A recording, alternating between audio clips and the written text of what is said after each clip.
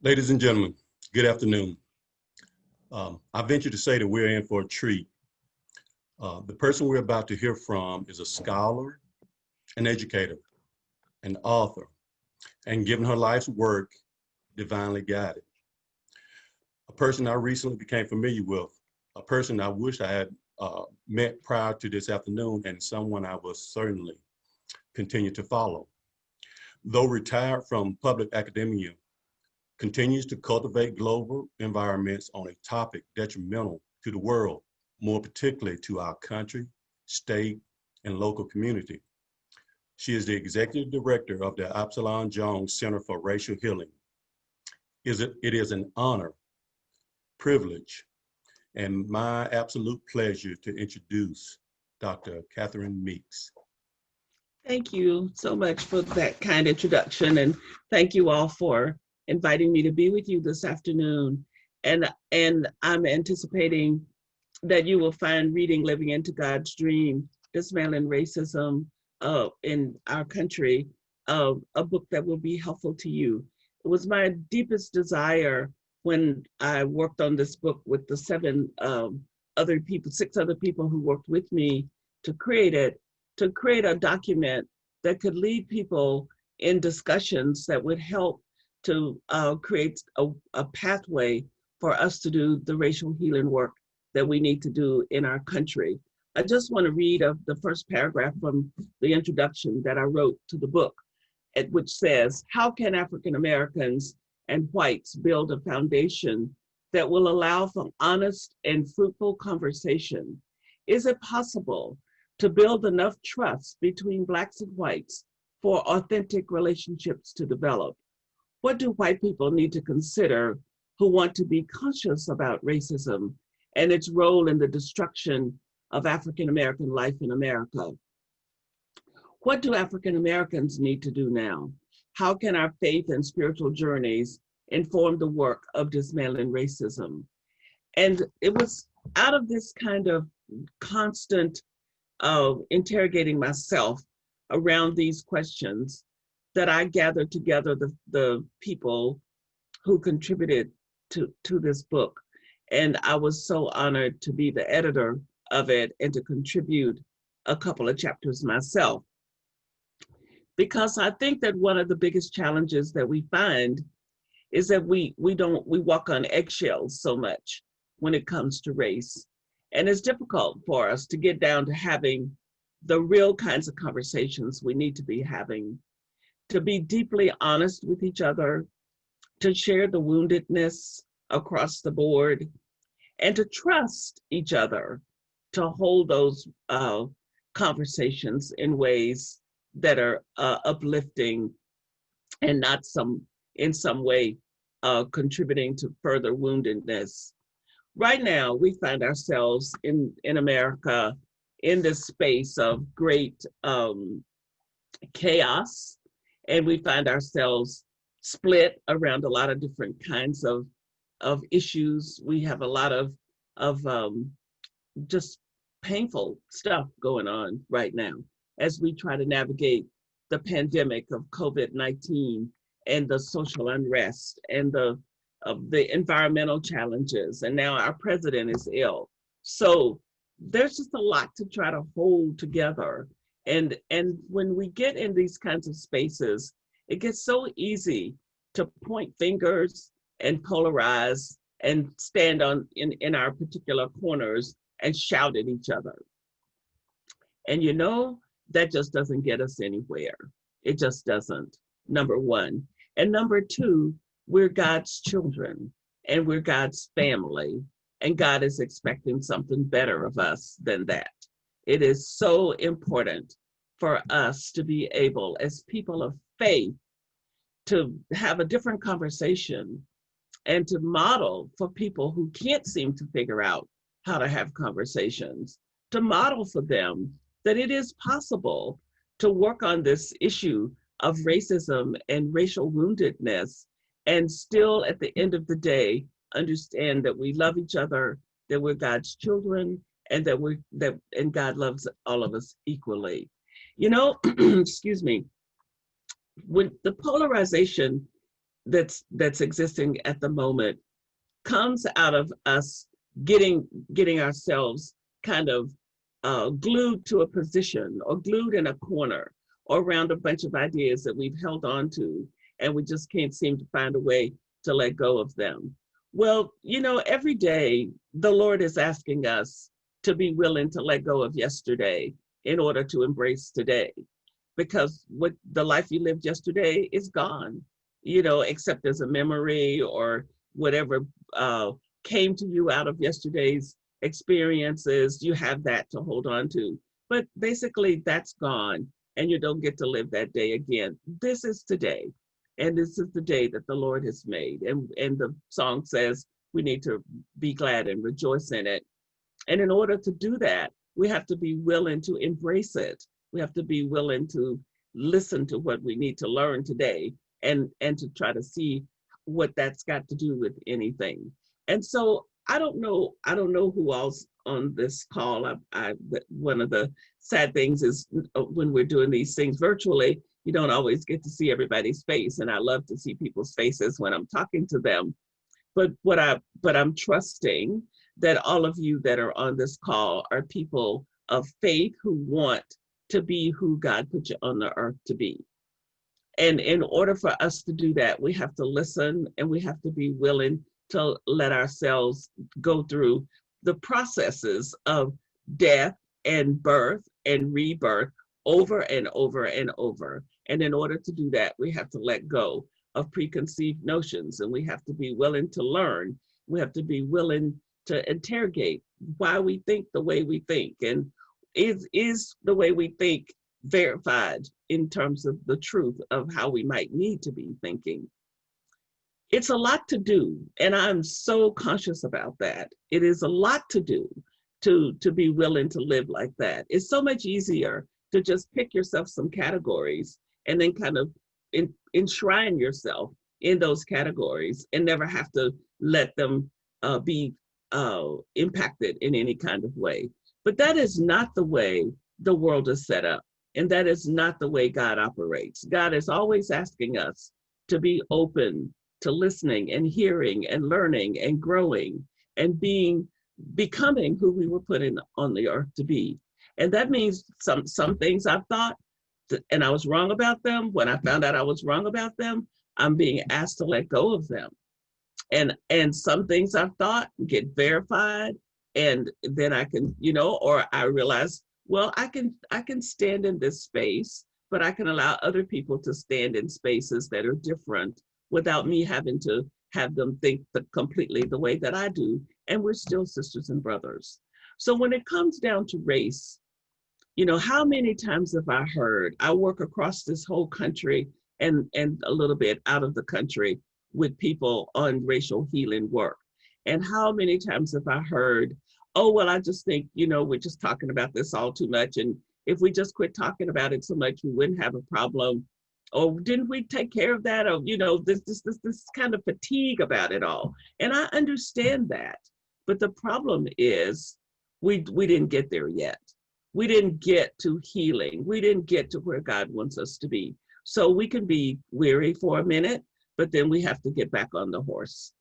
We can get off the horse and sit on the side of the road and rest a minute, take a few deep breaths, and then we have to get back on the journey of working to be open to understanding that God's almighty grace and love is given to everybody equally, and God expects us to treat one another as sisters and brothers without valuing one person over another. We are caught in a system of systemic racism in the United States. And it didn't start with you and me. It didn't start even 400 years ago. It started when the first Europeans set foot in this hemisphere and found indigenous people and decided that the indigenous people were not as good as they were, and decided that because they were not as good as they were, that they could do whatever they wanted to them. And a practice of genocide, a practice of denigration and dehumanization was started way back then in the 15th century. And we're still trying to figure out how to extricate ourselves from that. understanding that and understanding it didn't start with you, and that it's actually not even going to end with you, but that each of us has a responsibility to do our part, to do as best we can to help end it, is really important. So I want to say, to the white people on the call, letting yourself get bowed down with guilt about the system is a bad use of your energy. You need to be conscious. You can be sorry about a lot of the stuff that's happened, but guilt is, just is not a helpful energy system. And I always try to be respectful of where people are and what people need to feel. So if in the process of waking up and becoming more conscious about how things are and how sometimes how bad they are, how much worse they are than you maybe even thought, you find yourself feeling guilty. And it's a real emotion, and you can't make yourself go somewhere you're not. But what I want to say is, don't let guilt take up residence in your psychological house. Entertain it, acknowledge it, say, yeah, that's right. I'm sorry about it. I hate it. I wish things were different, but I've got to see now what do I need to do? And people of color cannot let being victimized take up residence either. Yes, some bad stuff has happened in this country toward people of color and still is happening, but we can't camp out there. We can grieve, we can be enraged, we can be whatever we need to be that is an honest reflection of where we are. You can't make yourself be somewhere you're not. So acknowledging where you are is really important, but giving it residence, telling it, letting it take you over, that's a bad use of energy. We need to be using all of this to help us go on down to the next road. I grew up in rural Arkansas, and I talk about that in one of the chapters that I wrote in Living into God's Dream. I grew up in rural Arkansas with a mother who graduated from college the same year that I graduated from high school. That means my mother took 18 years to get out of college. And she didn't take 18 years to get out of college because she was dumb. She took it that long to get out of college because the resources were so scarce. And she had to take what would now be called distance learning, but then they called it correspondence courses, and they called it extension courses. So she did things by mail, and then she went places to get classes. And then in my year, when I was 18 and graduating from high school, my mother went to the college and spent the summer at the college, and she got her degree. And she had been going to school all of my early life. My father was an illiterate sharecropper who took me with him and would make an X and then ask me to sign his name. That's where I started in Arkansas with substandard education by many standards, and where I never saw a new textbook or a whole piece of chalk. I grew up there with hearing over and over and over, and experiencing, as well as hearing, the despair that my father had in him. And part of the despair came from the fact that my 12-year-old brother had died from appendicitis because he got sick, and my father took him to El Dorado, which was a few miles from where we lived, to the hospital, and they refused to see him because they were Black and poor, and said, well, you need to go to Shreveport, Louisiana, where the charity hospital is. And so my father didn't have a car, so he had to find somebody to take my brother. So by the time he found somebody to take him and got my brother to the hospital, it was too late. My brother had a ruptured appendix, and he died, and he was 12. My father never recovered. My father suffered from post-traumatic stress syndrome because of that, because he couldn't protect his little kid. And he was overprotective of us. And sometimes I thought he was overbearing, because, when you're growing up, you want to be as free as you want to be. And my father was not intending to lose any more children. And so he was always with his hands around us pretty tightly to keep us safe. I learned in that environment that I needed to search for how I could be a well person, I didn't want to be a person who lived with despair. and sadness and depression. And I didn't understand all of that then because I was a kid. But as I grew older, I was able to name some of those things. But what really happened was more than naming anything as a young person, was simply making a resolve that I've got to go down a road that leads me somewhere else. It was that resolve that I didn't even realize I had made until some years ago as an adult, that kept pushing me forward, looking for, how do you get to be a free Black person in the United States? You know, how can that be? Because everywhere you look, there's structures telling you this is your place and you need to stay in it. And I decided that my place was wherever God decided it should be, and I should figure out how to get there. And so I have been on this search for the truth for myself. What is the truth for me? How can I be a liberated person in a culture that doesn't want to make space for me to be a liberated person?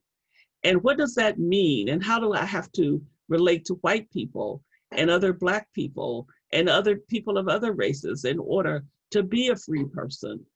And whatever those answers are, where will I find the courage to hear them and to engage them?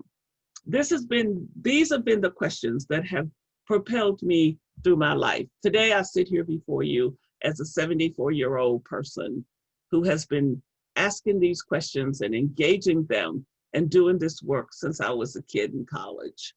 So over 50 years of asking and listening and responding and being willing to let go of and embrace the new understandings. And these are some of the conclusions that I have come to. The first one is that God has made everybody in God's image and God loves everybody equally. I don't care who you are. I don't care what you believe. I don't care how little education you've got or how much you've got or how little money or how much money you've got. It makes no difference in the eyesight of God, because there is that reminder in the scripture that God is no respecter of persons. And I believe that. I believe that God is no respecter of persons and that God loves all of us equally. Now, I want to say quickly that I also sometimes wish that wasn't true, because there are some days when I think of a group of people a list of people that I would like to say, I'm going to put you on this spaceship and send you off to Mars and never have to deal with you again. And neither will God deal with you. But I know good and well, deep down in my heart, that is not the case, that God loves those folks and that God is wanting them to have the very best. So then that means I've got to be careful how I deal with God's children. I've got to be careful what I think about people and how I'm going to see people. And that means that I'm going to have to deal with white people who all of my life up until I left Arkansas to go to college, I never had an opportunity to deal with except as oppressors. And so, you know, God is so faithful, though, to always give us the tools we need to become who God wants us to become. So when I went to college, I met 4 white people who I also talk about a bit in one of my chapters. The dean of students at my college and his wife, and the dean of women and the woman who was the mother and the house mother in the dorm, even though I didn't live in the dorm. These 4 white people loved me unconditionally, did not try to edit my life, did not try to make me into a white girl. They let me be a Black girl, and they respected me and respected my history and heritage and my way of doing things, and affirmed my value and my intelligence and all of those things that you need for people to affirm in order for you to grow into being who you were put on the earth to be. What a great gift.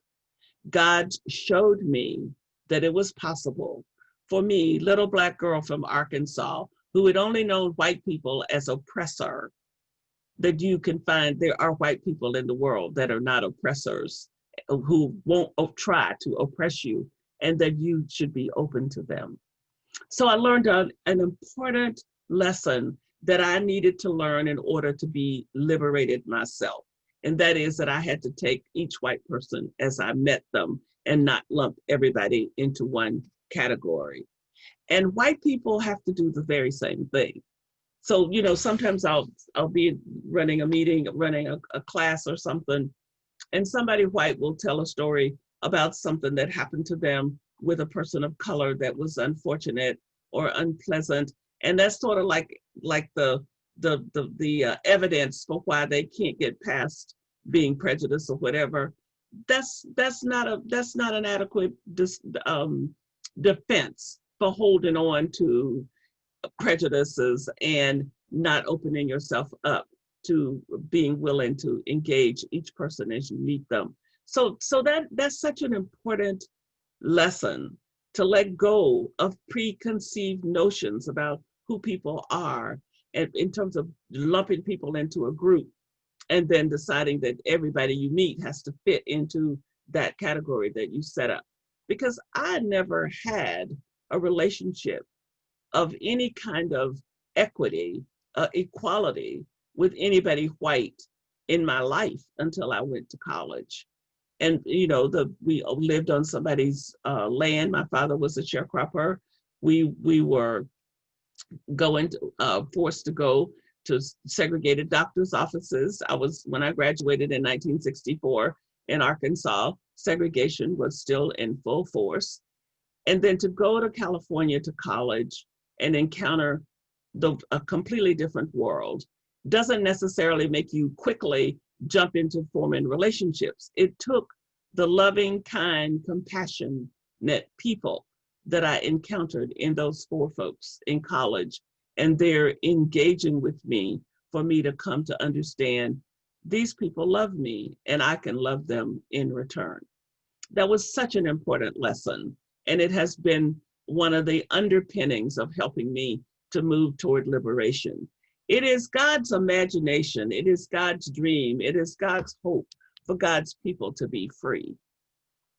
God did not create oppression and the imprisonment that we have created in our culture, from putting people into categories and treating people differently and removing resources and accessibility to things for some group of people on the basis of their skin color.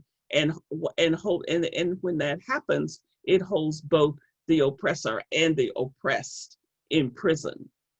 That is not God's idea for us. God's idea for us is that we should be free people, that we should be people who enjoy the abundance of the life that God has made possible for us.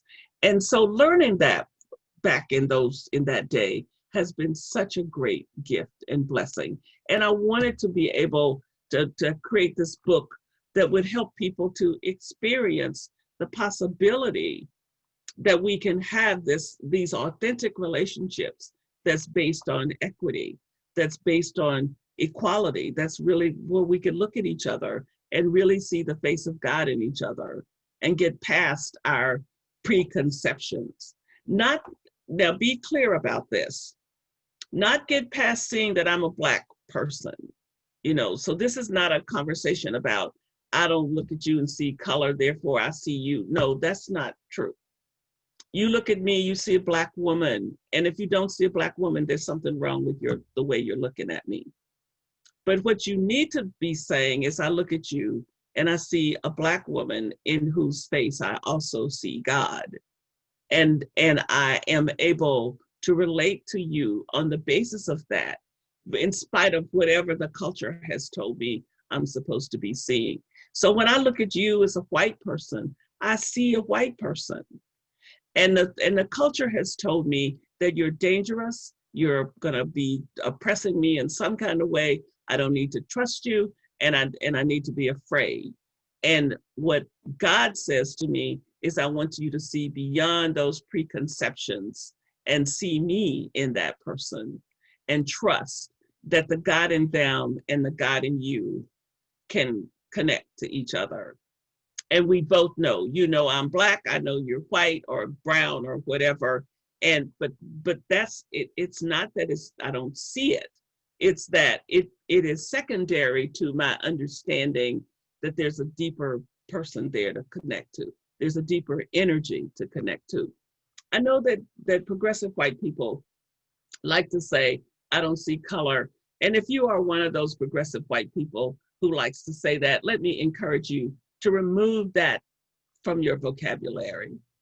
Don't just get over it. Don't think that way, because people of color need you to see their color, but they need you to also see the face of God. And people of color need to see the color of white people, but we need to see the face of God. And the face of God transcends the color. That's what we're trying to say, I think, when we say we don't see color. That's what I think we're trying to say. At least that's what I'm assuming people are trying to say. I know it's meant to communicate that I want to be somebody who accepts people. So as people of faith, we stumble around, and we don't always get it right, and we sometimes hurt each other's feelings, but we are in God's family, and we're committed to sticking it out. So you don't throw your family members away just because they act out, right? I mean, every one of us has got some family members we'd like to turn upside down and take to the woodshed, but we don't get to throw them away. We love them, we stick with them, we stay on the pathway with them. And I think that in this journey toward racial healing, we stick with each other. We're hanging in here together. And some days we get it better, we get it more right than other days. But every day we're called to be open to understanding that God does not want this kind of divisiveness that we have got in this world, and that we have allowed to be in God's family, which we call the church. There is no place for it. And it's our job to stand up and be counted, and to allow ourselves to be a part of the pathway to healing. So I want to stop there, because I want to be really careful to leave plenty of time for people to ask questions, and if you don't, I mean, when I get started answering questions, I can say a little bit more about something if something wasn't clear to you. But I just want to be encouraging, because if you look around out in the world at the moment, you could be pretty discouraged right now. But I think that this is a moment, this is an invitation. God is offering us an invitation. The chaos that is out there is an invitation to you and me to step back and take a lot of deep breaths, and to allow ourselves to hear from God what we need to be saying and doing right now in the midst of what's going on. And not to let ourselves be like the tumbleweed. That's, how, if you remember, even if you haven't seen a real tumbleweed, you've seen them in Westerns where you see the tumbleweed going, the wind's blowing it, and it's just collecting whatever it comes out that it rolls over. That is not what we're being called to do. That is what chaos would like us to think. But what we're being called to do is to find our place at the eye of the hurricane, where there's stillness and peacefulness, so we can hear what we need to do next, and not allow ourselves to be just dragged around by the throat by this kind of swirling, chaotic world. We need to step off the merry-go-round and say, wait a minute, I gotta listen. And then when we listen, we will hear what we need to be doing and how we need to be going forward. So why don't I stop here, and Brother James, I'll be ready to engage with some questions. Yes, ma'am. Yes, ma'am. Thank you. All right, folks. Yeah, we're getting ready to move into the question and answer portion, and and considering all the stuff that Dr. Meeks has shared with us, a couple of key things. God was certainly key. It's important for us to get to understand and know who we are. We also need to be mindful and meet people where they are. And of course, even in doing that, it's going to be guided or informed by our own experiences. So we need to consider that as well. But foremost, God is certainly key, and we have to be open to one another and understand that though historically in our country that we may have had experiences that also inform that, we need to be mindful of all those things as we heavily discussing these conversations. So at this point, I'll start going through some of the questions. Okay. All right. And I'll just read the question. I won't necessarily indicate who they're coming from. Now, one of the questions that I see, Dr. Meeks, you talked about the need to go from death to rebirth in some of our ideas. And the question is, what helps someone to recognize that an idea needs to die? Yeah, that's a good question. Yes. I think when you are holding on to something and it keeps on coming up over and over, and usually when we're holding on to stuff that we need to let go of, we get a feeling that something's wrong, even if we can't quite name what's wrong. And so when there's uneasiness, when there's a lack of peace in the place you're standing, it's always a good thing to ask, what's going on?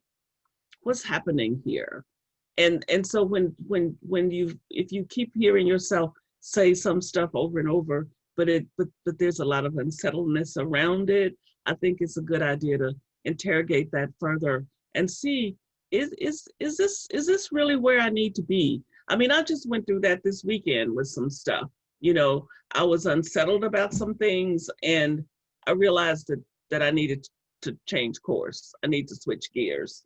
And I think that each of us has our own little way to know that, but when something is not right. You unsettled, you don't quite, something doesn't quite fit right. Don't try to smush it. Don't try to cover it over. Don't try to explain it away. Sit with it, stay with it, keep asking, and ask God to help you understand what you need to know. Because I want to be here to bear witness to God is so faithful in helping us to try to learn what we need to learn. I mean, when you turn your face toward, I want to be awake and I want to know the truth, you can count on God to meet you in that. And you will know. And when things particularly if the same thing keeps coming up over and over and over, there's the spirit out there trying to get you to wake up, get you to see something a little differently. Absolutely, yeah. And we all, done seen those little commercials or television shows where they have, the little devil on one side and the angel on the other side of your shoulder. It's those inclinations that kind of set that, kind of give you that inclination. Hey, I need to rethink this thing a little bit. Absolutely. Right. That's right. Here's a question. Were there any specific points in your life or instances that you felt like were crossroads for your journey that if you had made a different choice or reacted a different way, your life would have taken a different trajectory? Yeah, there are lots of those places. And I think probably the most profound ones have to do with moving from one place to another, if I had not left Arkansas, if I'd stayed in the South and not gone to school in California. And then when I was in California, if I had stayed in California and not come back to the South, I think that my life would be way different if I graduated from college in 1970 in Los Angeles. And if I had stayed in Los Angeles, I think my life would have, I don't know how all in every case, but I think my life would have been far different because I think I would have been refusing to say yes to the invitation that God was giving to me. And even if I had said no, I probably would have gotten some different invitations, but the invitation to come back to the South was so profound and has really shaped my life. I've been back in the South for over 50 years. And when I left as an 18-year-old, I said I wasn't ever coming back to the South again. Yeah. I was never planning to live anywhere in the South. And then after 6 years of living in California, I was invited by the Spirit to entertain coming back to the South. And I did. And I think my life has been better for it. Okay. All right. Now, this next question, I think you kind of touched on it a little bit in your presentation earlier. This question is, how do you respond to people who say systemic racism doesn't exist? What about people who say that anti-racist education is racist? Yeah. So people who talk like that are basically They may be very honest in thinking that way, but they basically are unconscious or just don't have much knowledge. And maybe they don't even understand what systemic racism is, because if you look at the ways in which our country is constructed on a white superiority paradigm. So everything in our country has been constructed from that perspective, thus making the whole system racist. And so if you don't understand that, because I do think people get very confused about individual prejudice and systemic racism. I mean, that's one of the things I find in my work that seems to be the most confusing to people. There's a difference from a person sitting somewhere and just being prejudiced and understanding that a whole system is poised against a group of people and leaves them out and denigrates them. And that's what the systems do in our country. The systems are poised against Black and brown skin in very organized ways. And when somebody says that trying to educate people about that is racist, they're either being disingenuous, or they're just scared to death and don't want to engage in the truth, or they're just unconscious and decided that it doesn't matter. Because there is no defense for saying that trying to wake up about things that are wrong is wrong. I mean, if you think that, if you really believe that, then I'm not quite sure how you got on that particular track. It cannot be wrong. It cannot be racist to be trying to understand the nature and manifestation of racism in America. And someone who's saying that is basically trying to defend against waking up, I think. Okay, yeah. This and I think this next question is kind of in line with that as well, and probably somewhat challenging also. What specific things can we do to change systemic racism? Well, you know, changing systems is not so simple, but I do believe that we have the power to do that. And one of the things we can do is vote. And we can vote for people who understand that equality for every human being is the right thing to do, and that we want to support that. We can be careful ourselves how we enjoy systems of oppression without interrogating them. All of us have to be careful about complicity. You know, if I got my resources over here and I'm doing pretty well, then it may be easier for me to want to support the racism of the economic system because I'm faring pretty well under the economic system. But I need to be willing and able to interrogate that system, even though I'm benefiting from it. And that is hard, my sisters and brothers, because it's hard to interrogate what you're benefiting from. But that is what we have to do. We have to be willing to live with paradoxes. You know, we have to be willing to live with, this system is broken and hurts people, and yet I'm benefiting from it. And I don't want to be just mindlessly benefiting from it and knowing that my sisters and brothers are suffering. And that's a really hard place to be. I understand that, but that is where we have to be. And that is a part of the way we begin to deconstruct the system, by naming what's wrong and realizing that our own connection to it, and then being careful that we don't live holding that connection as if it's okay. You know, it's hard. It's really hard. Someone was saying, one of my white friends was saying to me, it's so hard as a white person to be discerning about racism, because it's like asking a fish, what is water? Mm-hmm. You know, if you ask the fish what is water, what is the fish gonna say? I live in the water, it's my world. How do I even describe that? How do I define it? It's difficult. And so, but you gotta always be willing to keep on trying to describe it, and to keep on standing against it, and to keep on being willing to speak up. Now, one of the big things we can do as individuals is speak up about racism.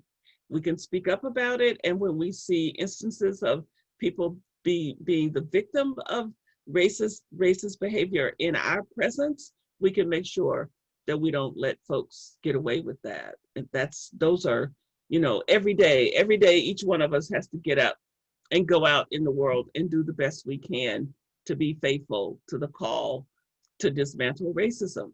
And some days you get opportunities to do more than other days, but every day your intention needs to be, I don't support oppression. I don't support oppression. I stand for liberation, and I will do whatever makes sense to me each day of my life to affirm that stance. And I support liberation for everybody, no matter who they are, where they are. Though that stance is important. And then every opportunity you get to speak up, speak up. And every opportunity you get to vote in ways that speaks up, do that. And listen carefully to what God calls you to do, because God can be counted on to call on to let us know what we need to do if when we stay really open to wanting to know. Okay, good, yeah. Now, and this next is more of a comment than a question. And this individual says, I'm a white woman, and I want to thank you for this beautiful message of God's encouraging truth. Then going into the next question, and this is kind of a question personally for you, Dr. Meeks.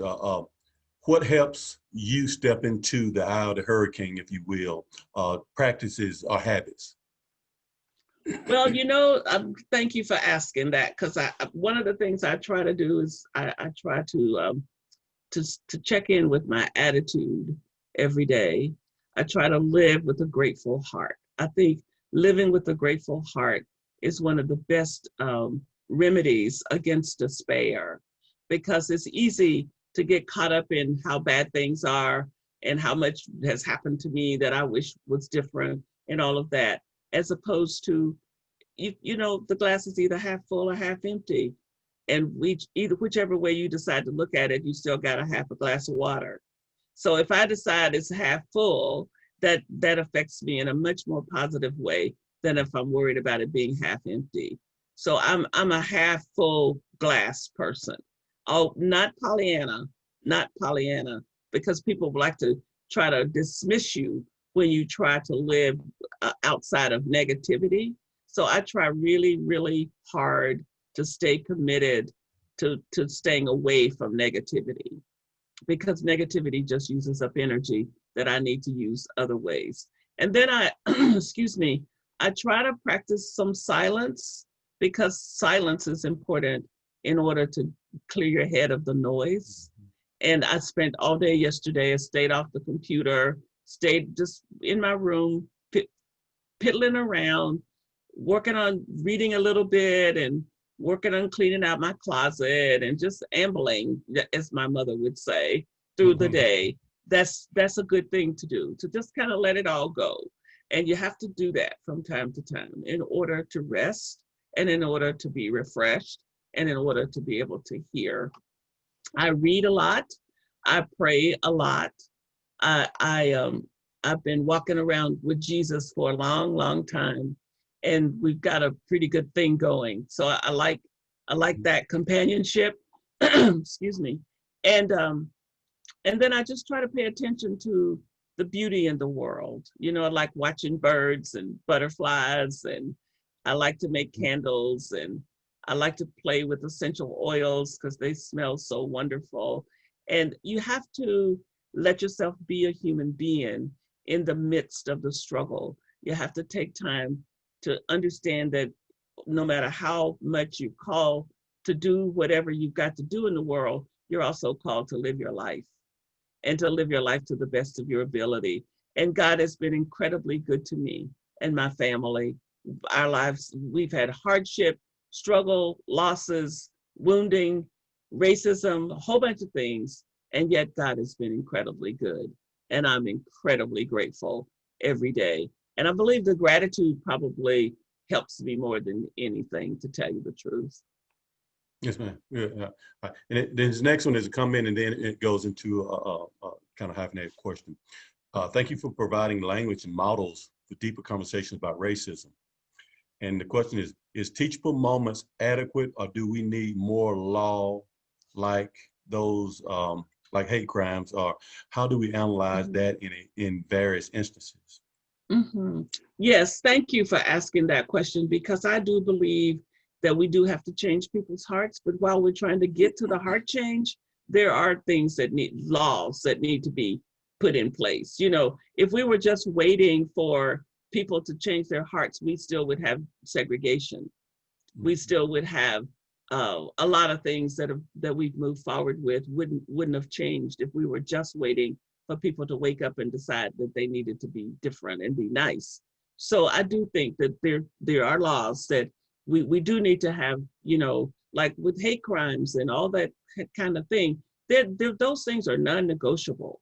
You know, we those are intolerable things, and we don't need to have to tolerate them. But in addition to that, we do need to change people internally. You know, here we had the Voting Rights Act. When I was a kid in college, we were passing those bills, and I really truly thought we were done with struggling about voting. And now here we are in 2020 with all this junk about voting, and people still trying to attack the right of people to vote. Doesn't it just take your breath away that we're even having any conversations about voting in 2020?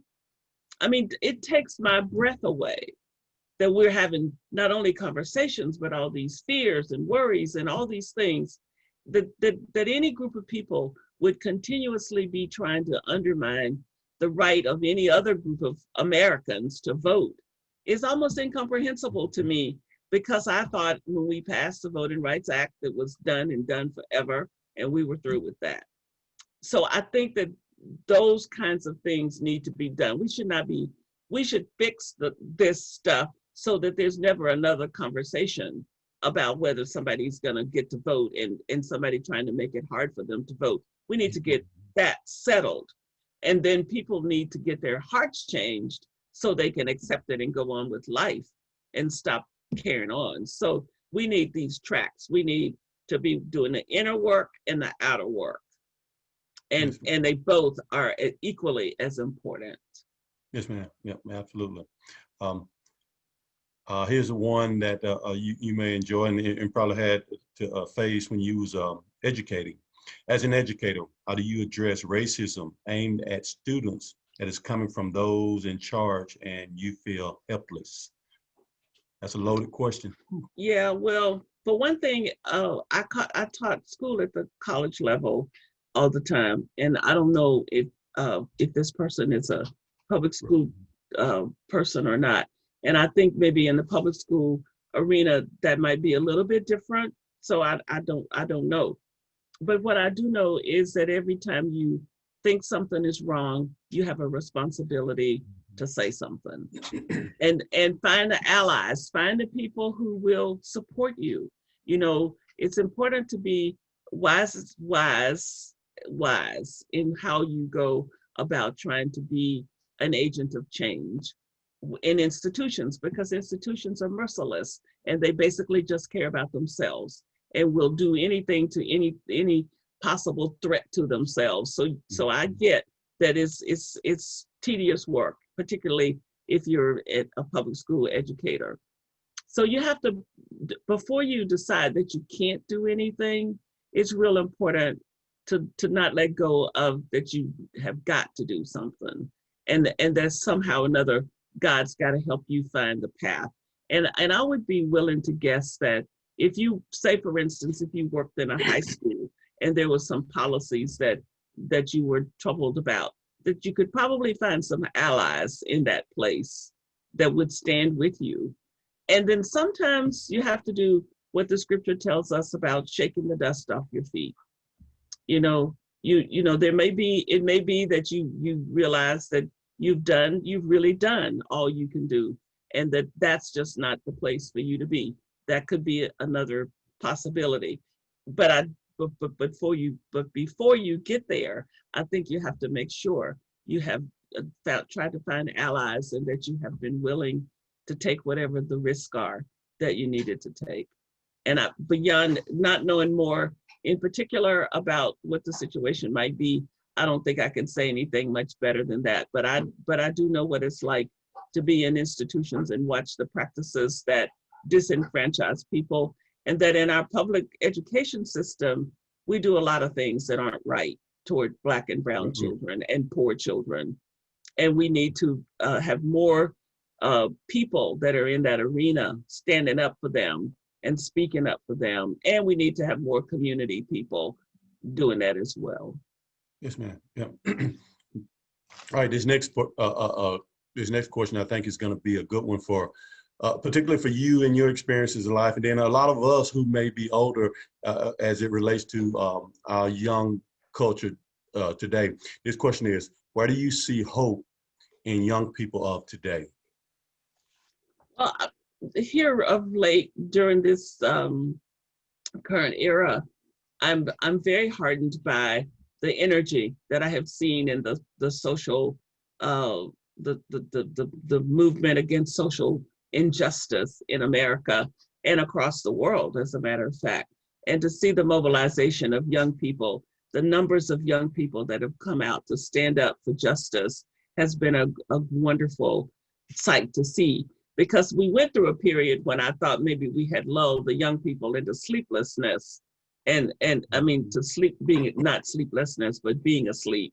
And I'm just really grateful to see them kind of stepping up to the plate and saying, wait a minute, you know, something's wrong here and we've got to do something about it.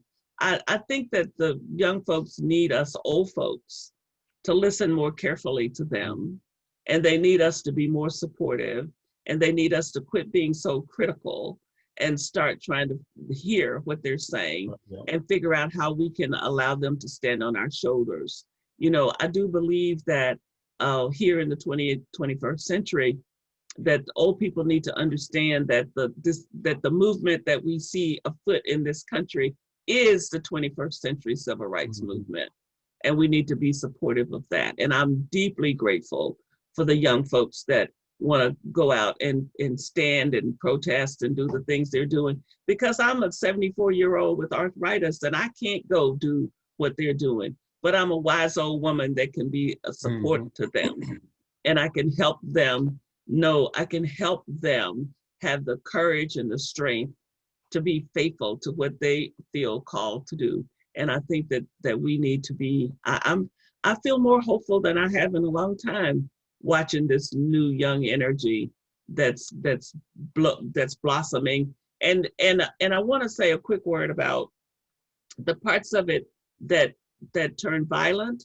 It's really important for we who are older to be careful to decipher what is the real nature of the violence and stop blaming everybody, because it's not the young folks that are doing the best work are doing nonviolent peaceful protests, and they don't need to be lumped with a handful of young folks that are young folks or old folks or whoever is the source of the violence. But every movement has always had folks around the fringes trying to destabilize it and ruin it.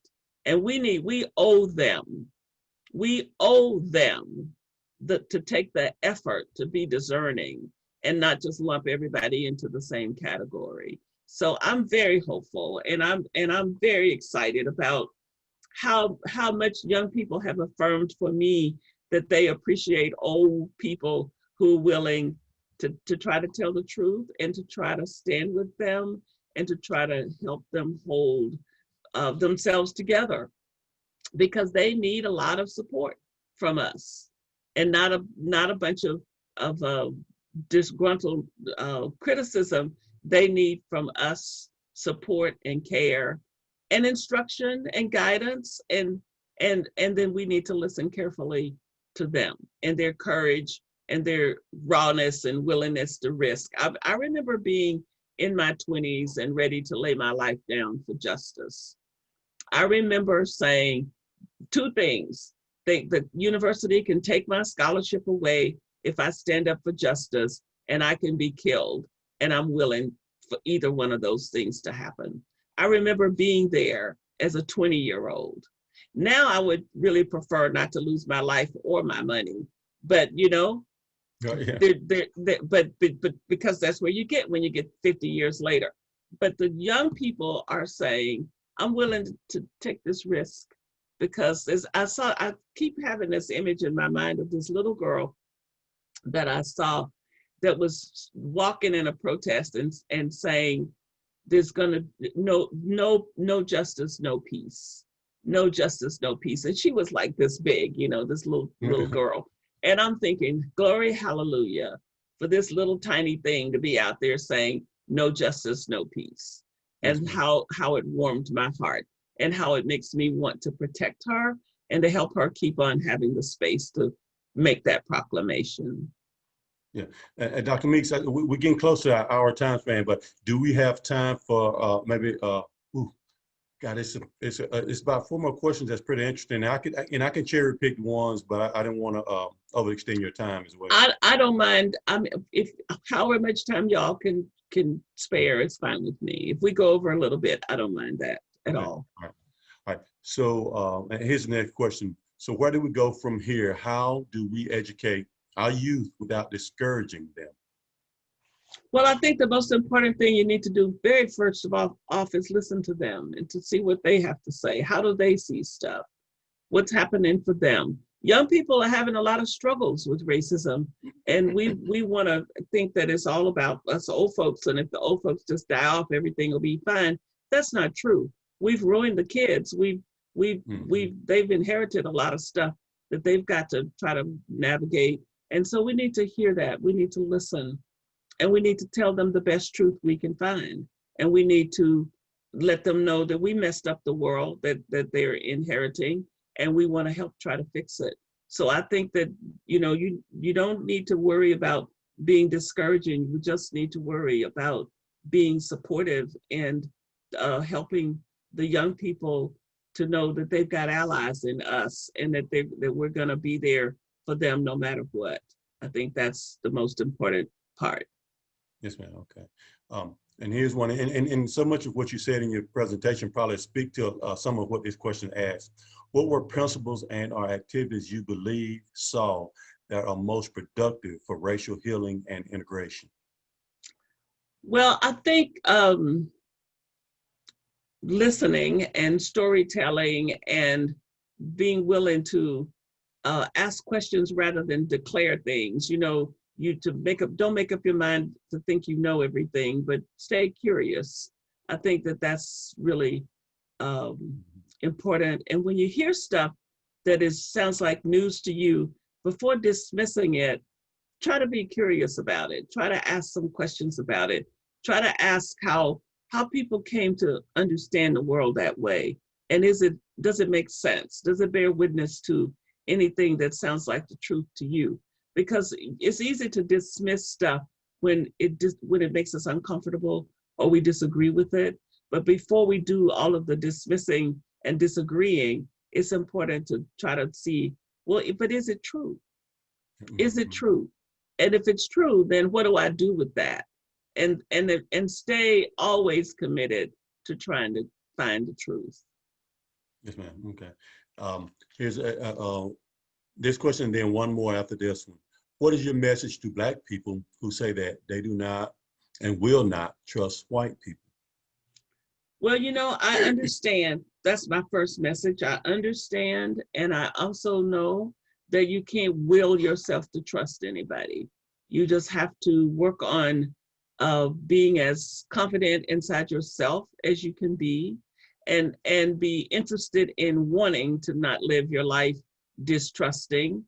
And I think for people of faith, which is maybe different from people if you don't have any faith, but if you're a person of faith and you are in a community that's white and brown and Black, then you've got a responsibility to work on having authentic relationships. So you have to ask yourself, what does your integrity demand of you?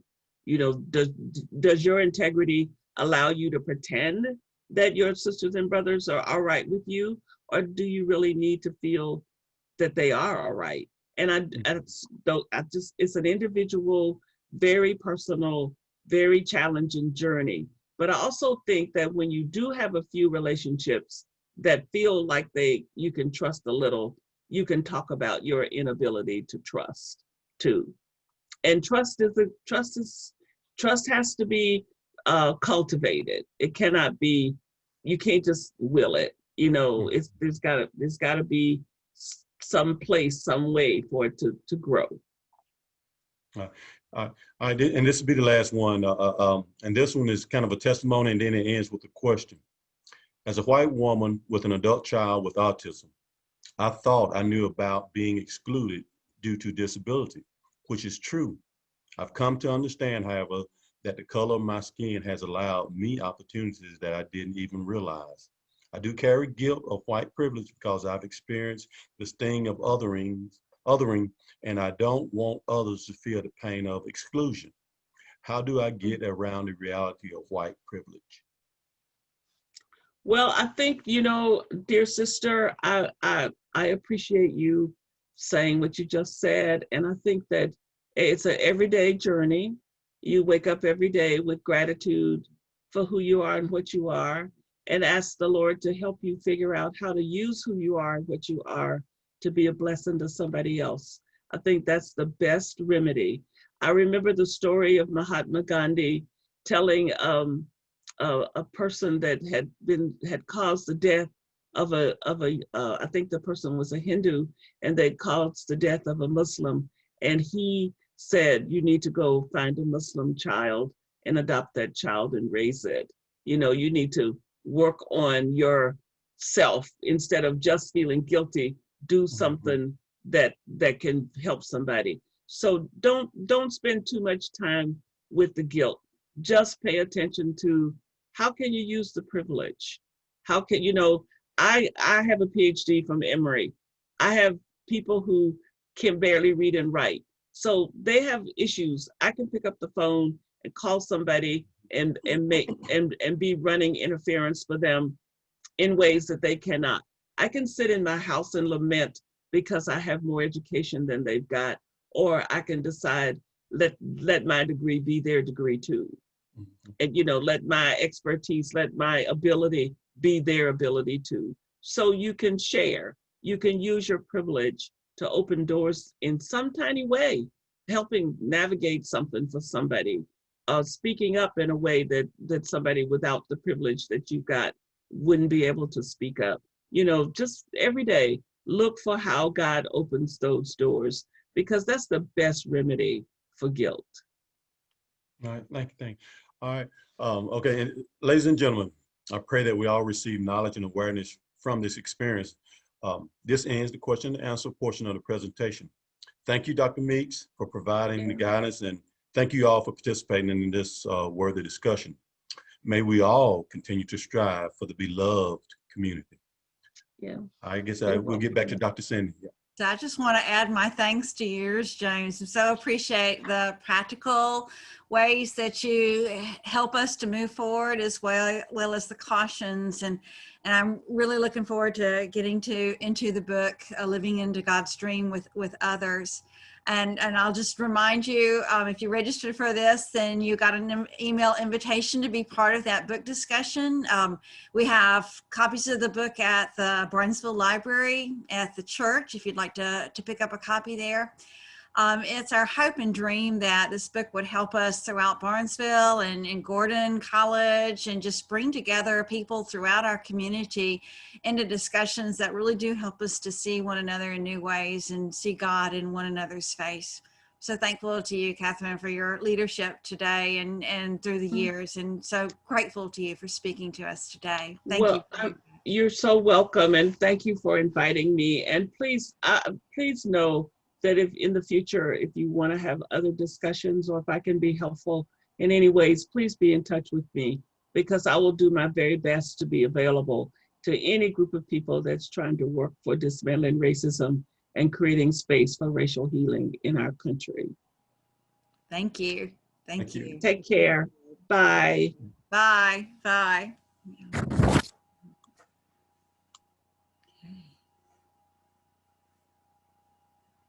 Okay, so